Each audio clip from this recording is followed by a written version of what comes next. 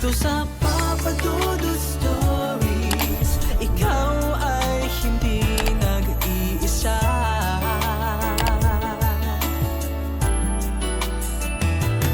Dito sa Papa Dudut Stories, may nagmamahal sa'yo. Papa Dudut Stories, Papa Dudut Stories. Dear Papa Dudut, sa lahat po ng mga nakatutok ngayon, huwag pong kalimutan mag-like, mag-share at mag-subscribe. Maraming salamat po sa inyong lahat.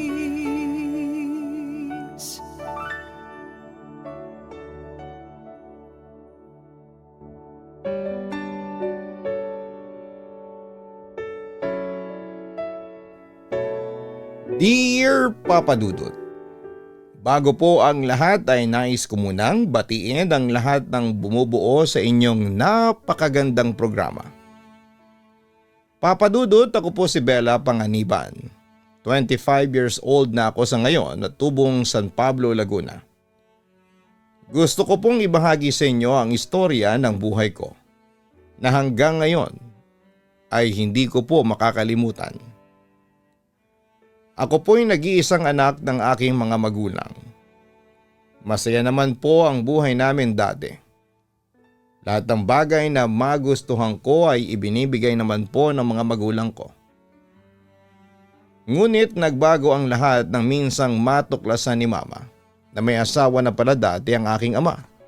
Pero hindi po ito kasal sa una. Kaya mula noon ay palagi ko nang nakikitang nag-aaway ang mga magulang ko. Papa Dudut, walang oras at araw na hindi sila nag-aaway. Pagising ko pa lamang sa umaga ay away na agad ang sasalubong sa akin. Magdamagan yon hanggang gabi. At kapag minamalas ako ang napagdidiskitahan ni Mama kapag natatalo siya sa pakikipag-argumento kay Papa. Ano to ha? Bakit ang baba ng grades mo? Kumpronta sa akin ni Mama isang gabi. Samantala noong sandaling yon ay tanggap ko na ang aking sasapitin. Sorry po Mama, naiiyak kong sabi sa kanya. Anong sorry? Hindi makukuha lang ng sorry to. Dapat talaga sa iyo ay tinuturuan ng leksyon. Galit na wika ni Mama. Pagkatapos noon ay pinaghahataon na niya ako ng sinturon.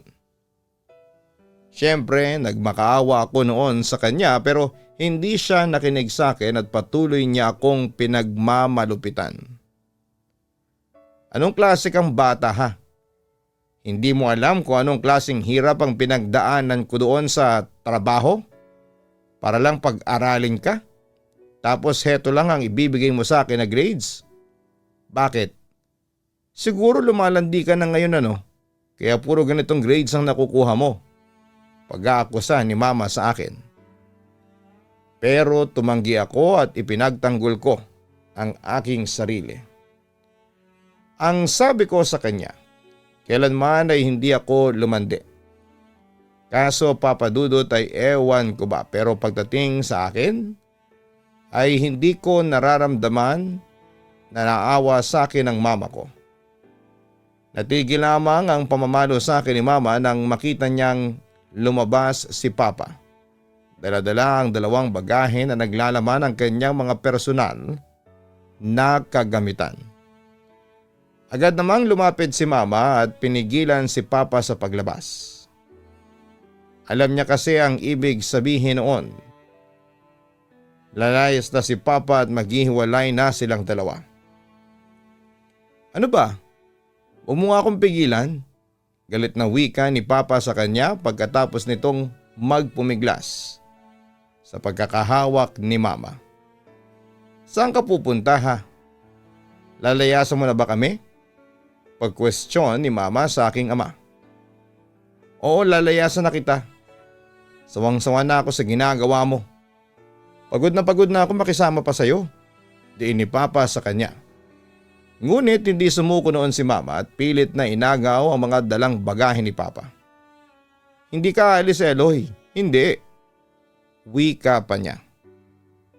Sinabi nga huwag ka nang makialam, ang sabi ni Papa bago niya tinulak si Mama palayo sa kanya.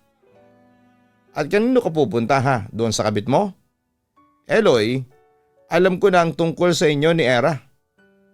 Sa palagay mo papayagan kong magsama kayong dalawa? Hindi, galit na wika ni Mama.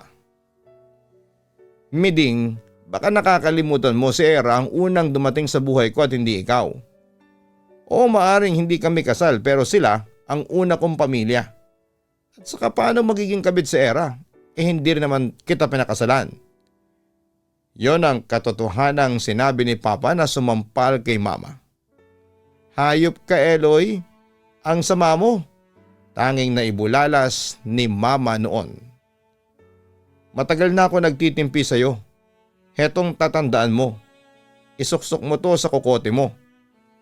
Walang sino man ang makapagdidikta o makakapigil sa gusto kong gawin. Lalo na ikaw. Ngayon, kung gusto kong umalis ng bahay para iwanan ka, aalis ako. Wala kang magagawa. Yun naman ang huling desisyon ni Papa pagkatapos noon ay muli niyang inagaw ang mga bagahe kay Mama at mabilis na lumabas ng bahay. Eloy, bumalik ka dito, pakiusap. Halos magmakaawa na noon si Mama habang wala siyang magawa para pigilan si Papa. Naiyak na rin ako noon dahil hindi ko ine-expect na maghihiwalay na noon ang aking mga magulang. Samantala dahil sa ina ko pa rin siya, ay sinubukan ko pa rin lumapit at damayan siya. Ngunit papadudot pinagtabuyan lamang niya ako. Ma, wag na po kayong umiyak. Babalik pa po si Papa. Hindi niya po tayo iiwanan. Wika ko sa kanya. Umaasa pa rin na isang araw ay babalikan pa rin kami ng aming haligi ng tahanan. Wala nang Papa mo. Hindi na siya babalik. At ikaw, lumayo ka sa akin, hindi kita kailangan. Pagtataboy pa ni Mama sa akin. Papadudot makalipas ang isang linggo ay bumalik din sa amin ang tatay ko. At katulad ng dati puro awayan na naman sila. Wala akong magawa noon kasi teenager pa lamang ako noong time na yon. Kaya dinadaan ko na lamang sa pag-iyak ang lahat. Samantala dahil na rin sa sobrang depresyon, sa pag-aaway nila ay tuluyan ko nang napabayaan noon ang pag-aaral ko.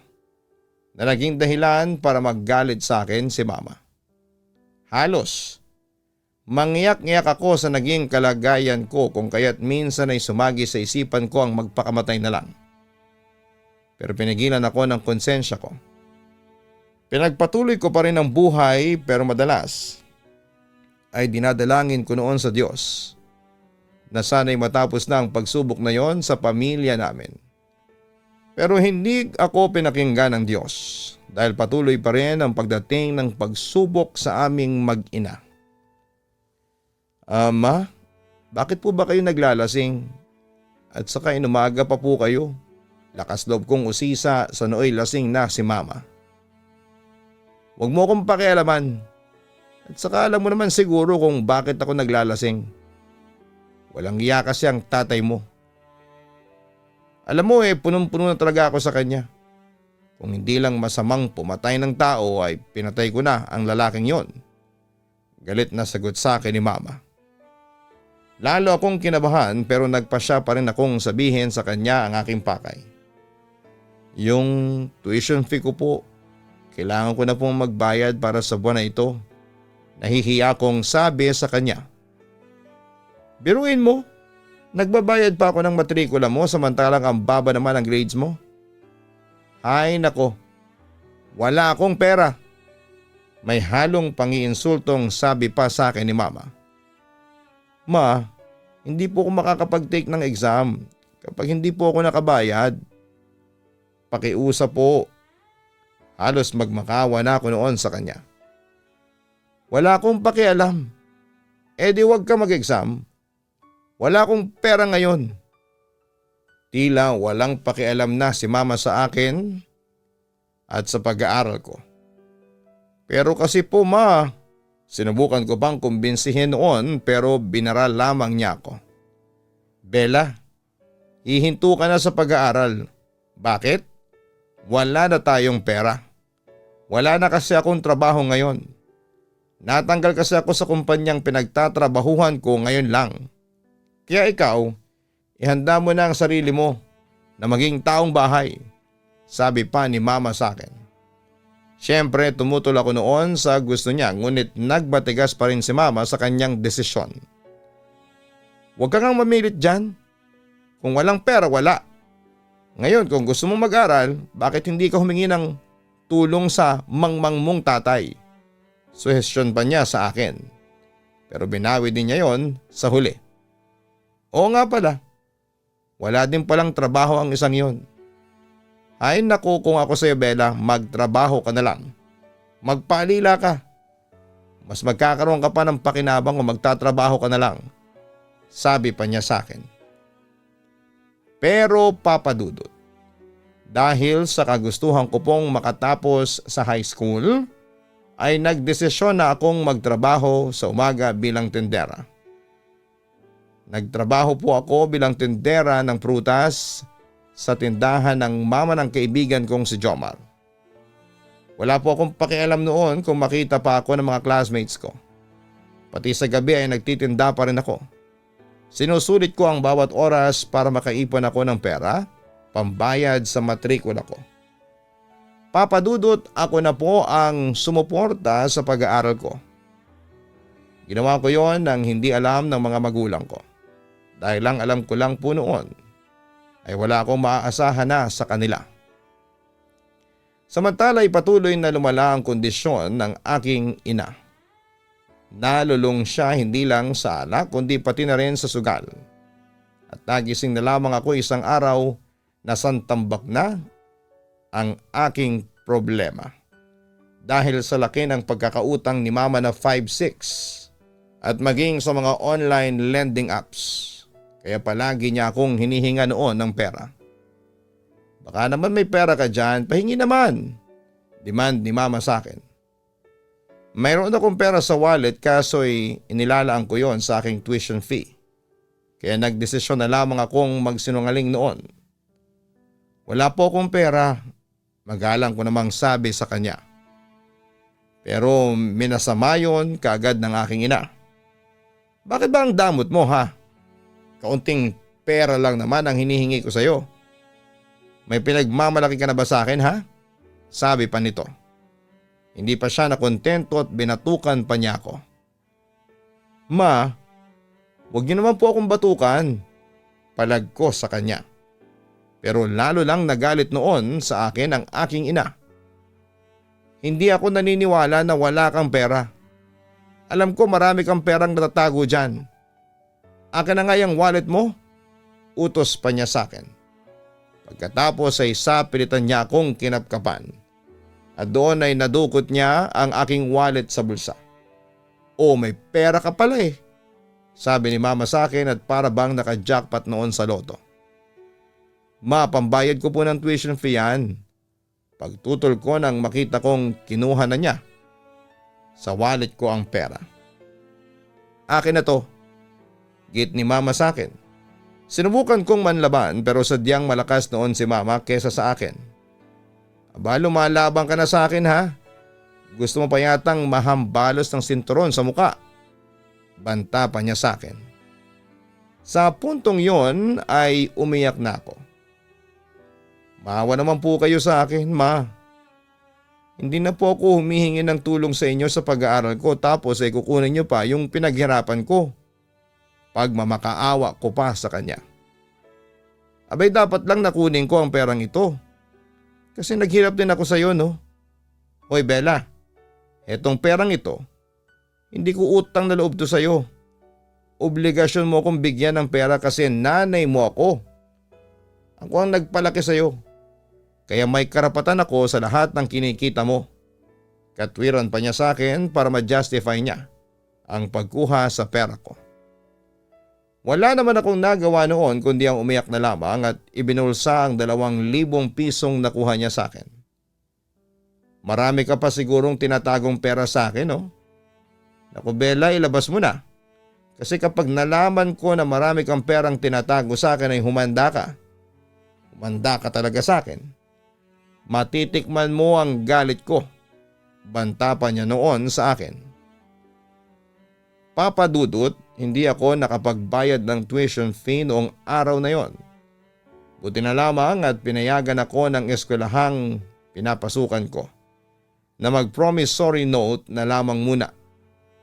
Samantala ay nagpatuloy si Mama sa paghuthot ng pera sa akin.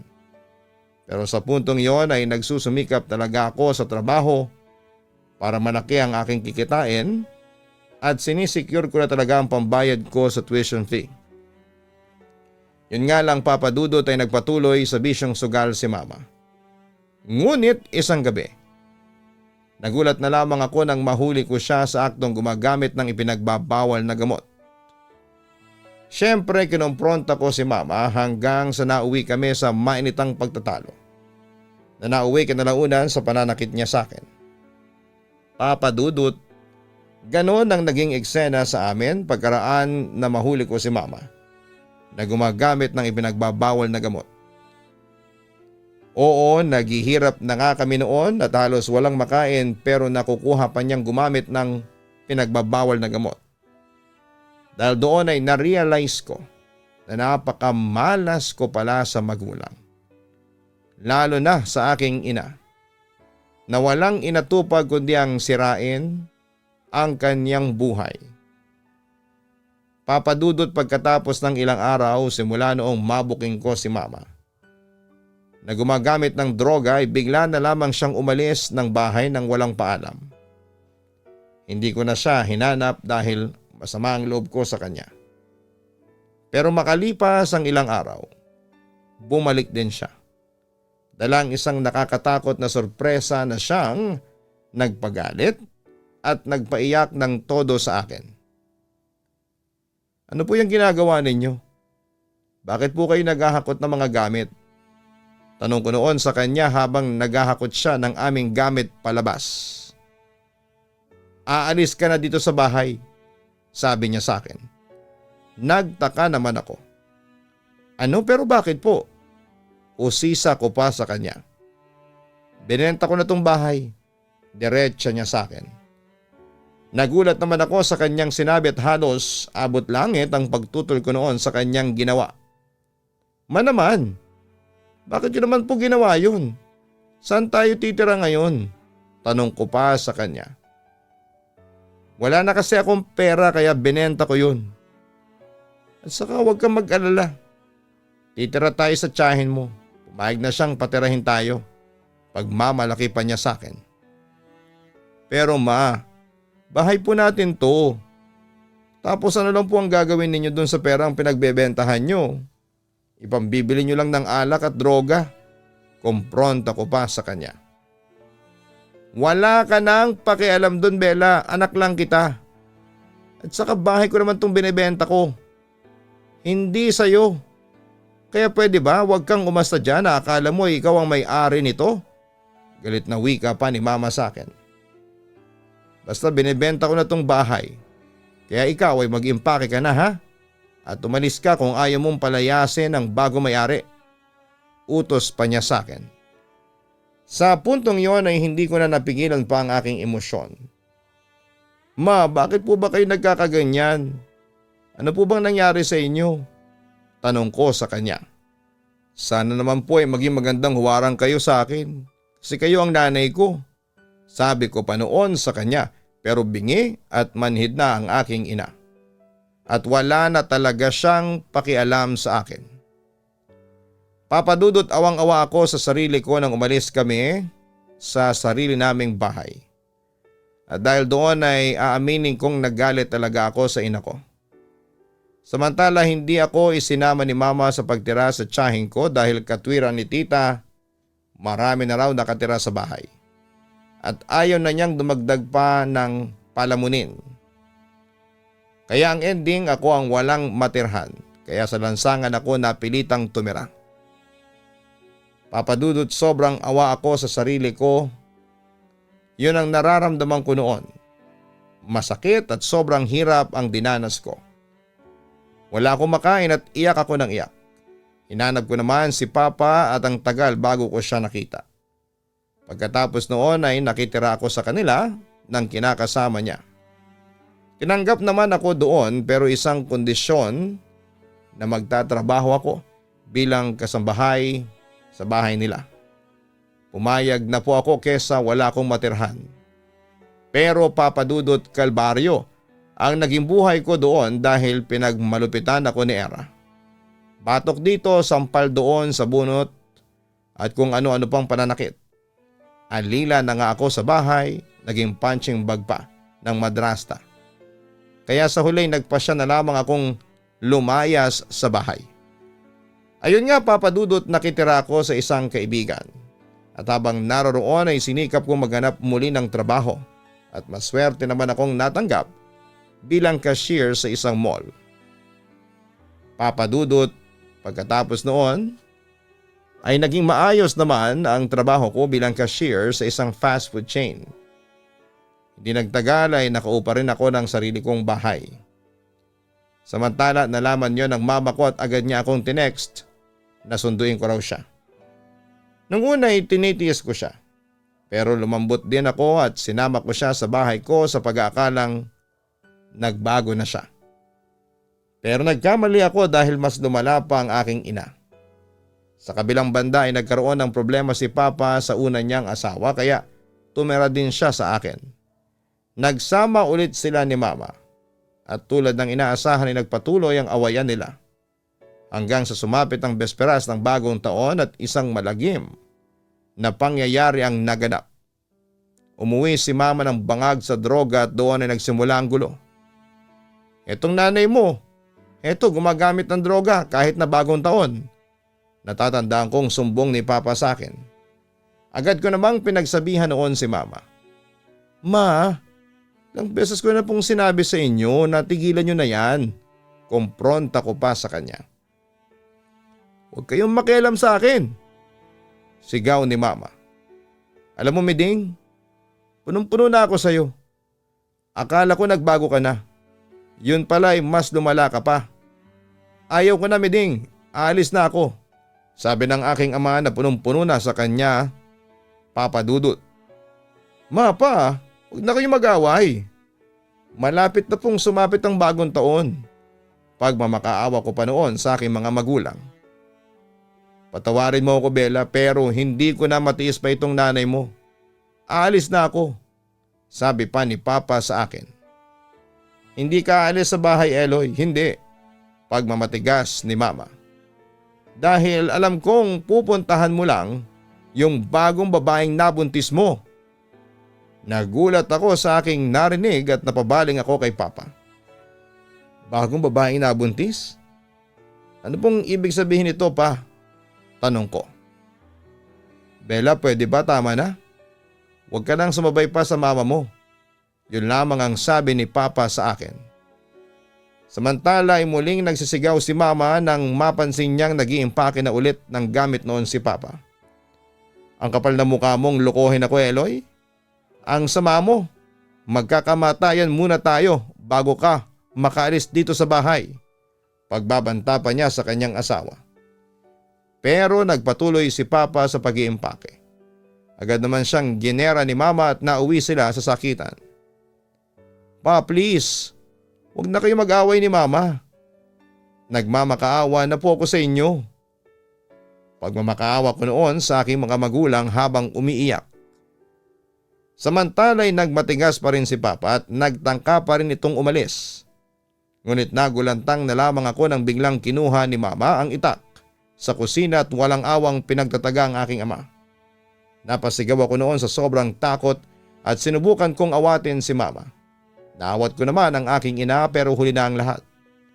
Duguan at naghihingalo na si Papa. Kinanlong ko siya habang humihingi ng tulong sa mga kapitbahay. Ngunit binawian din ng buhay si Papa sa aking mga braso. Sa eksaktong oras ng bagong taon. Papa Dudut, pagkatapos ng karumal-dumal na pangyayaring yon, ay dumating ang mga kapitbahay namin at may kasama ng mga pulis. Hinuli si mama habang tulala at parang baliw na tumatawa. Samantala ay takot naman ako sa nangyari. Na-trauma ako at hanggang ngayon ay hindi ko pa rin nakalimutan ang bangungot na yon. Hanggang ngayon. Hanggang sa kasalukuyan ay nakakulong pa rin ang aking ina sa piitan. Kahit kailan ay hindi ko siya dinalaw dahil kahit na anong gawin niya ay hindi ko siya mapapatawad sa ginawa niya sa ama ko. Papa Dudut, sa ngayon din ay tapos na ang aking pag-aaral. HRM ang kinuha kong kurso at nakapagtrabaho na rin po ako sa cruise liner sa ibang bansa. Oo, maaaring umaasenso na ang buhay ko. Pero kahit kailan ay hindi ko makakalimutan ang mga bangungot na dumating sa buhay ko. Ito lamang po ang may babahagi ko sa ngayon. Sa susunod ko na po ay kukwento ang love story ko. Muli, maraming salamat po sa pagbasa ng sulat ko. God bless and more power sa Papa Dudut YouTube channel, sa Papa Dudut Stories. Lubos na nagpapasalamat, Bella. Maraming salamat, Bella, sa pagbabahagi mo ng iyong kwento sa Papa Dudut YouTube channel. Hindi namin ma-imagine kung gaano katinding trauma ang inabot mo pagkaraang masaksihan ang pagkamatay ng iyong ama. Nakakalungkot na umabot ka pa sa ganon ang iyong sitwasyon. Nakakagalit ang ginawa ng iyong ina dahil bukod sa pagpatay niya, sa kanyang asawa ay naging pabayarin siya sa mga responsibilidad niya bilang ilaw ng tahanan. Imbis na makatulong ay naging pabigat lamang siya sa buhay mo. Ngunit nasa iyo pa rin yan kung gusto mong patawarin ang iyong ina. Kung sa tingin mo ay makakagaan ito ng bigat ng iyong damdamin, bakit hindi mo gawin? And besides, hayaan mo na lamang ang Diyos ang magparusa sa kanya. Patawarin mo na lamang siya nang sa ganon ay mawala ang bigat na nararanasan ng iyong dibdib. Sapagkat sa iyong pagpapatawad, ikaw ang panalo dahil may kaluwagan na mararamdaman na ang iyong puso. Suportahan ang Kaistorya YouTube channel. Ito po ang aming second channel na kung saan ay nagpo-post po kami ng mga horror stories. Manood din po ng Papa Dudut Family dahil every episodes ay meron po kaming winner sa lahat ng mga masusugid naming viewers. Maraming salamat po.